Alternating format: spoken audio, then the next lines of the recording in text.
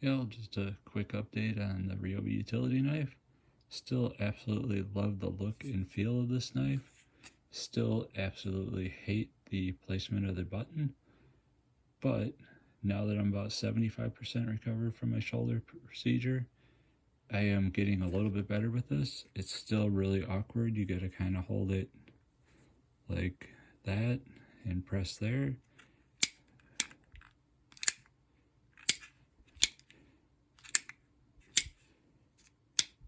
But it's just still awkward, and that almost really hurt. That said, I'm still really just dig this utility knife just because of the looks. But wow, that was almost a bad mistake. Take care all.